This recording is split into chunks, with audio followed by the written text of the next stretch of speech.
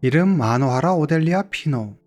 말레이시아에서 가장 아름다운 왕자비로 불리는 이 여성은 말레이시아 왕자와 결혼해 아시아판 신데렐라로 불리며 많은 사람들의 부러움을 샀습니다. 그러나 결혼 후 그녀가 마주한 건 왕자님과 오래오래 행복하게 살았습니다로 끝나는 동화가 아니라 매일 반복되는 지옥같은 성행과 학대였죠. 모델 출신의 마노하라는 16이라는 어린 나이에 자기보다 14살이나 많은 30살의 말레이시아 왕자 바크리와 결혼합니다. 마노하라가 14살일 때 만난 두 사람은 여러 우여곡절 끝에 결혼에 꼴이 나지만 결혼한 지 10개월 만에 마노하라가 남편으로부터 도망치면서 두 사람의 관계는 완전히 끝이 나죠. 두 사람의 문제를 해결하기 위해 말레이시아와 인도네시아 두 나라 외교 당국까지 직접 나서는데요. 대체 마노하라에게 무슨 일이 있었던 걸까요? 오늘 이야기 시작합니다. 이름 데이지. 마노하라의 어머니로 인도네시아인입니다. 데이지는 인도네시아인 에디와 첫 번째 결혼을 하지만 두 사람은 얼마 못 가 성격 차이로 헤어지고 맙니다. 얼마 후 그녀는 미국인 조지 만지와 재혼하죠. 1992년 2월 28일 데이지와 조지 사이에서 예쁜 딸이 태어납니다. 바로 오늘 사건의 주인공 마노하라죠. 마노하라는 아버지와 어머니 국적을 따라 미국과 인도네시아 국적을 모두 가지고 있습니다. 마노하라가 3살이 되던 해 부모님은 이혼하고 아버지 조지는 어머니 데이지와 마노하라의 곁을 떠납니다. 이후 어머니는 독일인 기계공학자 라이너 피노와 세 번째 결혼에 성공하고 곧 여동생 디비가 태어나죠. 어머니가 재혼하면서 마노하라는 새 아버지의 성을 따라 성을 피노로 바꿉니다. 아버지 라이너의 직장을 따라 마노하라 가족은 여러 나라를 돌아다니는데요. 홍콩에서 2년, 루마니아에서 6개월, 오스트리아, 스위스, 영국을 거쳐 프랑스에 정착합니다. 2006년, 마노하라의 외할아버지가 세상을 떠나고 데이지는 딸 마노하라와 디비를 데리고 인도네시아로 돌아옵니다. 인도네시아로 돌아온 데이지는 딸 마노하라를 모델로 키우기 위해 엄청난 공을 들이는데요. 마노하라는 어릴 때부터 이목구비가 뚜렷하고 예쁘기로 유명했죠. 데이지는 마노하라를 모델로 만들기 위해 엄격하게 식단을 관리하고 운동으로 예쁜 몸을 만드는가 하면 교양을 길러야 한다며 예술과 예법 교육에 열을 올렸습니다. 마노하라는 나이답지 않은 성숙한 몸매와 외모로 사람들의 주목을 받았고 모델로 데뷔하게 됩니다. 데이지는 고위 관료나 재벌들이 주최하거나 참석하는 상류층 사교 모임이나 파티에 모델로 갓 데뷔한 마노하라를 꼭 데리고 다녔는데요. 여러 나라에서 성장한 마노하라는 인도네시아어, 영어, 프랑스어가 유창해 다양한 유명 인사들과 친분을 쌓을 수 있었습니다. 데이지가 마노하라를 사교 모임이나 파티에 데리고 다닌 건 이제 막 모델 활동을 시작한 딸에게 도움이 될 만한 인맥을 만들어주기 위함이었습니다. 하지만 일각에선 데이지가 딸 마노하라를 좋은 가문에 시집 보내기 위해 어린 딸을 사교 모임에 데리고 나간 것이며 모델 활동 역시 그 연장선일 뿐이라며 곱지 않은 시선을 보냈죠. 당시 혼혈 모델들이 활발히 활동하며 인기를 끌었던 인도네시아 패션계에서 미국인 아버지와 인도네시아인 어머니 사이에서 태어난 마노하라는 이국적인 외모와 분위기로 사람들의 시선을 단숨에 사로잡으며 하퍼스 바자가 선정한 인도네시아 100대 미인의 이름을 올리는 등 활발하게 활동을 이어갔습니다. 2006년 12월 쿠알라룸푸르에서 말레이시아 부총리 나집이 주최한 만찬이 열립니다. 정책의 거물들이 다 모이는 이 자리에 14세의 마노하라도 초대받아 참석하게 되죠. 만찬에는 말레이시아 클란탄주의 왕자 바크리도 참석하는데요. 마노하라를 본 바크리는 첫눈에 반해 완전히 마음을 빼앗깁니다. 말레이시아에는 클란탄주를 포함해 총 9개의 주가 있는데 그 9개의 주마다 술탄이 있죠. 9개 주의 술탄이 5년마다 번갈아 가며 말레이시아 국왕직을 맡습니다. 바크리는 클란탄주의 술탄 이스마일의 셋째 아들입니다. 즉 클란탄 왕실의 왕자죠. 탱쿠테 맹공 모하메드 바크리. 1978년 4월 7일 출생. 당시 나이 28세. 바크리는 마노하라보다 무려 14살이나 나이가 많습니다. 그는 동화 속 백마탄 왕자님과는 다소 거리가 먼 외모와 인품을 가졌습니다. 머리숱이 적고 통통한 아저씨 외모에 대외적인 평판도 그리 좋지 못했는데 특히 여자 관계가 복잡하기로 유명했습니다. 그를 거쳐간 여자만 해도 한 트럭이 넘었죠. 하지만 그는 마노하라 앞에서는 매우 신사적이고 매너있게 행동했습니다. 마노하라가 마음에 든다고 바로 그녀에게 들이대는 게 아니라 마노하라의 어머니 데이지에게 먼저 마노하라를 만나도 되는지 허락을 구했죠. 제가 따님과 가깝게 지내도 되겠습니까? 마노하라와 어머니 데이지의 눈에 비친 파크리는 매우 신중하고 공손하며 예의 바른 사람이었습니다. 파크리와 마노하라는 서로 연락처를 교환하는데 마노하라는 어머니이자 매니저인 데이지의 휴대전화 번호를 알려주죠. 마노하라는 파크리와의 만남을 특별하게 생각하지 않았습니다. 그도 그럴 것이 파크리와 마노하라의 나이 차이가 2배가 납니다. 마노하라 입장에선 파크리는 그냥 배 나온 아저씨 그 이상도 이하도 아니었죠. 두 사이에 뭔가 특별한 것이 있을 거라고는 당연히 생각지 않았습니다. 그러나 파크리의 생각은 달랐습니다. 만찬이 끝나고 본격적으로 파크리의 열렬한 구애가 시작되죠. 그는 거의 매일 전화에 마노하라와 대화를 나눴으며 어머니인 데이지와도 자주 연락했습니다. 마노하라뿐 아니라 마노하라의 가족에게도 좋은 인상을 주기 위해 무척 애썼죠. 마노하라의 어머니 데이지는 파크리의 왕족이라는 배경과 신사적인 모습에 흡족해하며 파크리가 딸 마노하라를 만나는 걸 적극적으로 도와줍니다. 파크리는 마노하라를 만나러 수시로 자카르타에 왔습니다. 그리고 만날 때마다 값비싼 다이아몬드와 명품 시계, 휴대전화 등을 선물로 줬죠. 하지만 두 사람의 만남은 일반적인 연인의 만남, 데이트와는 거리가 멀었습니다. 마노하라에 따르면 두 사람이 만날 때면 늘 친구나 어머니 데이지가 동행했다고 하죠. 그러니까 단둘이 데이트를 한 것이 아니라 친구들과 함께 밥을 먹거나 어머니와 함께 만나는 게 다였다고 합니다. 2007년 11월, 파크리는 15세의 마노하라, 그녀의 어머니 데이지와 크루즈 여행을 떠납니다. 그리고 발리로 가는 배 안에서 마노하라에게 몹쓸 짓을 하죠. 마노하라는 그날의 일을 아무에게도 말하지 못하고 혼자 가슴앓이하며 힘든 시간을 보냅니다. 2007년 12월, 새해를 앞두고 마노하라가 순결을 잃었다며 어머니에게 눈물로 고백합니다. 딸로부터 한 달 전 크루즈 여행에서 있었던 일을 들은 데이지는 큰 충격을 받죠. 파크리에게 심한 분노와 배신감을 느꼈습니다. 데이지는 파크리에게 이 일에 대해 따져 묻습니다. 그러자 파크리는 마노하라를 자기가 책임지겠다며 결혼하겠다고 이야기하죠.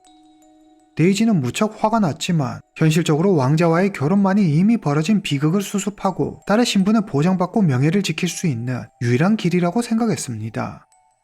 그런데 파크리는 법적으로 권리를 보호받을 수 있는 정식 결혼이 아닌 이슬람교 예식 절차를 따르는 니카 시리 결혼을 하겠다는 겁니다. 문제는 이 니카 시리를 인도네시아 정부는 정식 결혼으로 인정하지 않는다는 거죠. 한마디로 법적 부부가 아니라는 말입니다. 데이지는 비공식 결혼은 용납할 수 없다며 파크리의 제안을 거절합니다. 2008년 8월, 데이지가 자신의 제안을 받아들이지 않자 파크리는 마노하라를 부모님께 정식으로 소개하고 싶다며 마노하라와 데이지를 클란탄 왕실로 초대합니다. 8월 17일, 마노하라는 어머니 데이지와 함께 말레이시아 클란탄에 도착합니다. 왕실에 도착하고 며칠 뒤 마노하라와 데이지는 클란탄 왕실의 왕비, 그러니까 파크리의 어머니 아니스 왕비를 만나게 됩니다.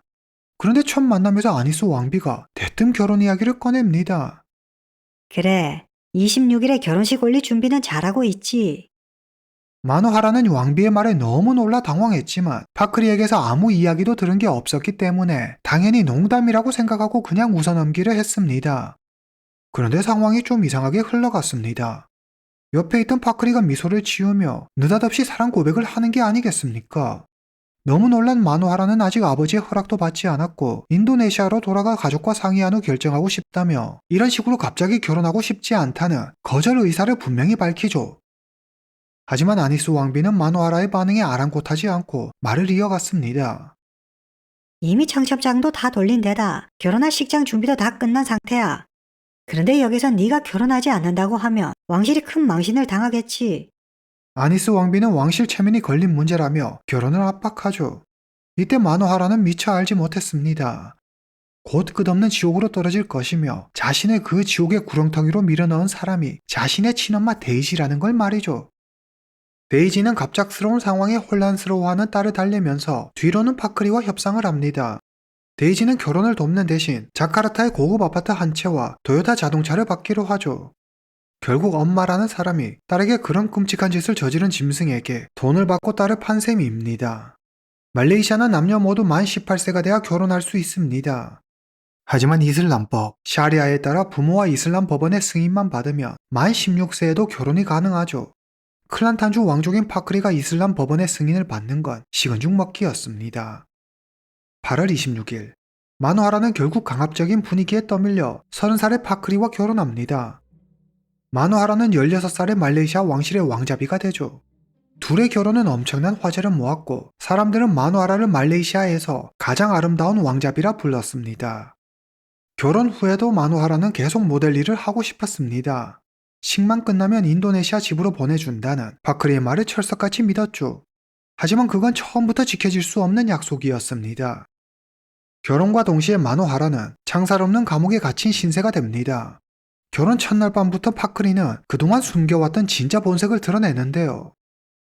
그는 술에 잔뜩 취해 마노하라에게 폭언을 퍼붓고 모욕을 줬습니다.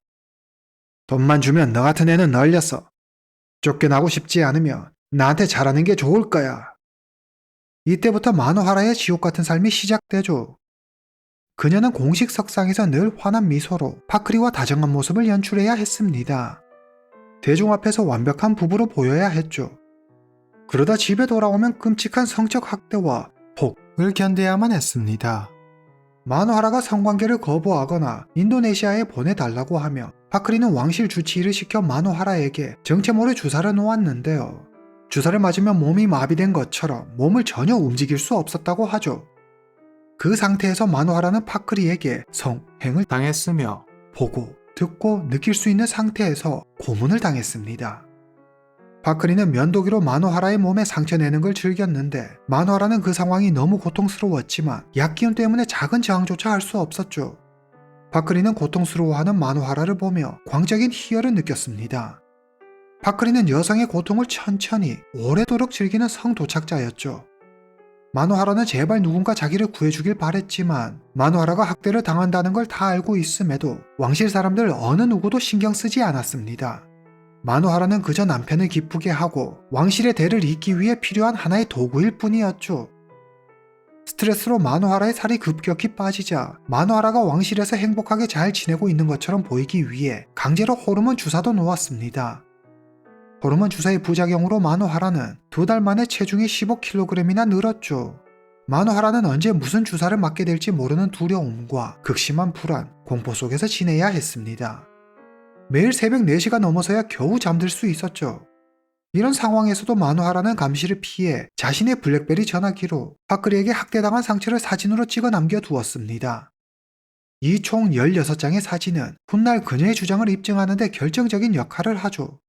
2008년 10월 감시가 소홀해진 틈을 타 마노하라는 싱가포르를 거쳐 인도네시아 자카르타로 도망치는 데 성공합니다.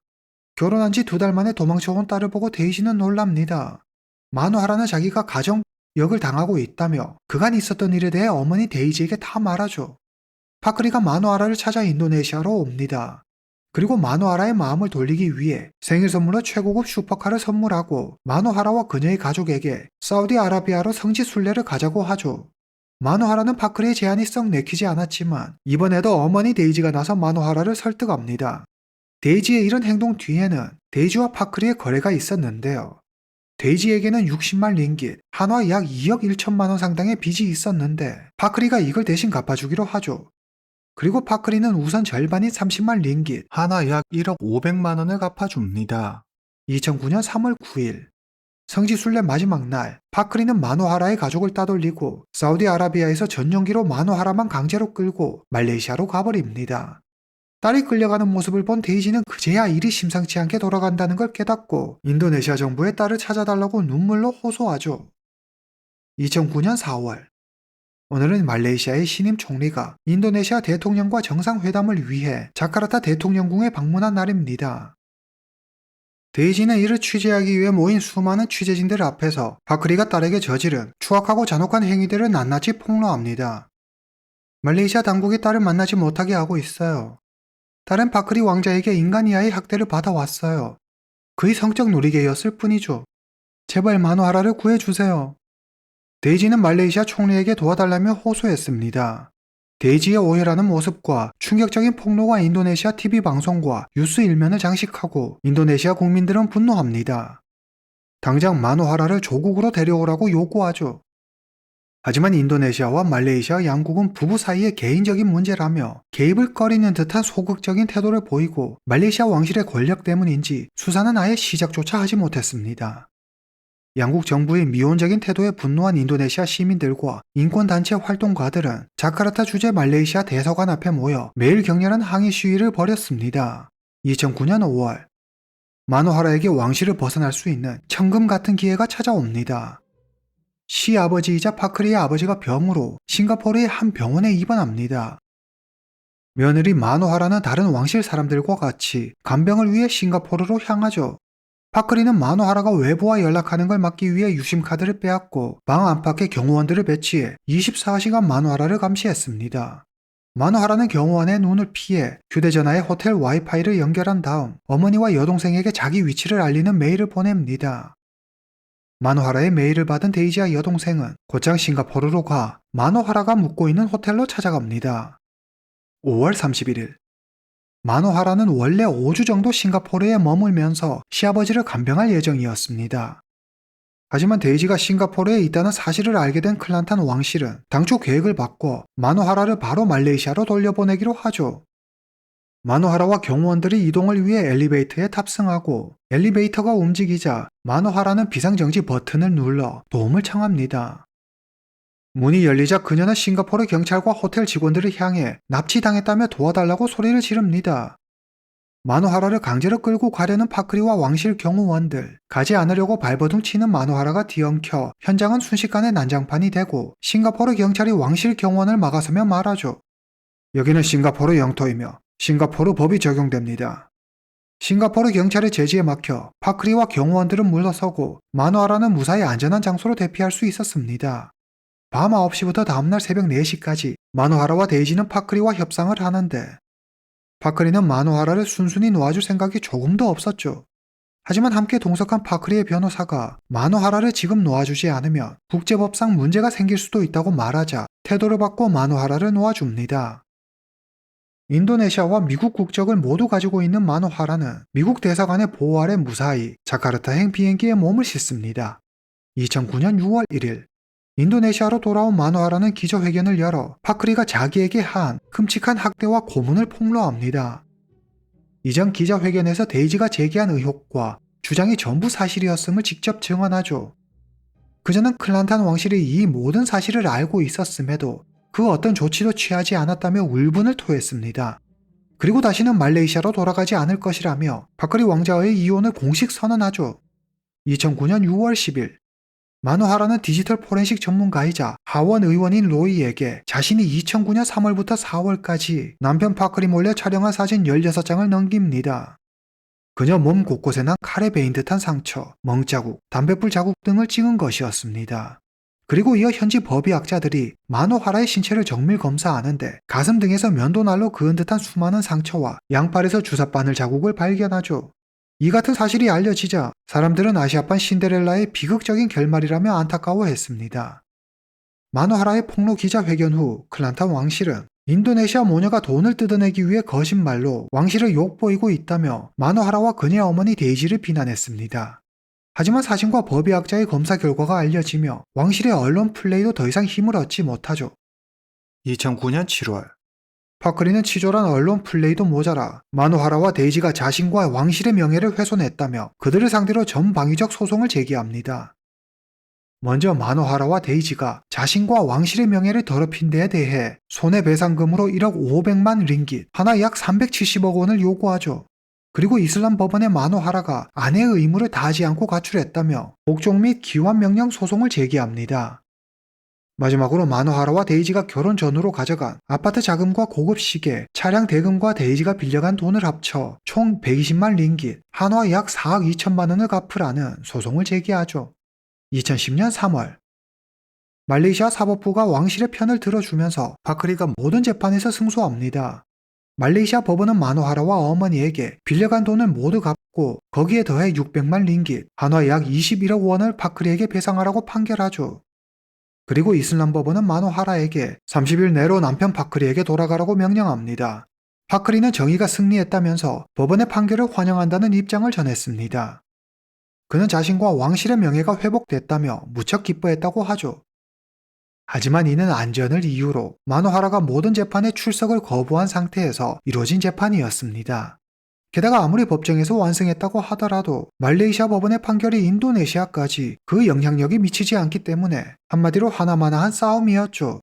마노하라의 사건이 세간의 주목을 받으면서 어머니 데이지와 새아버지 라이너의 추악한 범죄 행각이 드러나는데요. 프랑스로 가기 전 데이지는 학교를 보내주겠다며 인도네시아의 한 작은 마을에서 당시 14살이 된 살리아를 입양합니다. 2007년 4월. 25살이 된 살리아가 프랑스 경찰에 데이지와 라이너를 성폭행 및 아동학대 혐의로 신고하죠. 살리아의 증언에 따르면 프랑스에 도착한 데이지와 라이너는 공부를 시켜주겠다는 첫 약속과 달리 학교에 보내주지 않았고 살리아 자신은 동생들을 돌보고 집안일을 하는 가정부였다고 하죠. 그것도 모자라 집에 아무도 없을 때면 몸을 만지고 강제로 뽀뽀하려는 등 라이너의 지속적인 성추행에 시달렸다고 합니다. 데이지는 이 같은 사실을 알고도 살리아를 보호해주기는커녕 오히려 자신을 비난하고 꾸짖었다고 하죠. 프랑스 법원은 라이너에게 징역 4개월형을, 데이지에게 징역 18개월형을 선고합니다. 그리고 살리아에게 15,000유로, 하나 약 2,400만 원을 배상하라고 하죠. 그러나 선고받기 전 데이지는 이미 인도네시아에 있었기 때문에 실제 형 집행은 이루어지지 않았습니다. 2026년 1월. 마노하라의 인스타그램에 긴 글이 하나 올라옵니다. 어머니 데이지와 연을 끊었다는 내용이었죠. 마노하라는 어릴 때부터 어머니로부터 정신적, 육체적 학대를 받았으며 어머니는 성인이 된 이후에도 자신을 심리적으로 지배하고 가스라이팅했다고 이야기합니다. 그리고 자신은 왕실과의 결혼을 원하지 않았고 동의한 적도 없지만 어머니가 비밀리에 왕실과 거래했다며 사실상 자기는 돈에 팔려간 것이라고 주장하죠. 마노하라는 이 모든 시련을 극복하고 모델로서 활동을 재개합니다. 우여곡절 끝에 모델계로 돌아온 마노하라는 활동 영역을 넓혀 배우로도 활동하며 큰 인기를 누리죠. 그리고 자신만의 출판사를 세우고 동물 보호와 구조 활동에도 열심이죠. 더 나아가 환경보호 공약 등을 내세우며 국회의원 선거에도 출마합니다. 그리고 기독교를 개종했다는 사실을 대중에 공개하죠. 국민 대부분이 이슬람교를 믿는 인도네시아에서 이는 대형 사건입니다. 이 일로 그녀는 다시 한번 언론과 미디어의 중심에 서게 되죠. 그녀는 앞으로 박해받는 여성들을 돕고 상처받은 이들을 도울 것이라고 자신의 포부를 밝혔습니다. 오늘 이야기는 여기까지입니다. 다음 시간에 뵙겠습니다.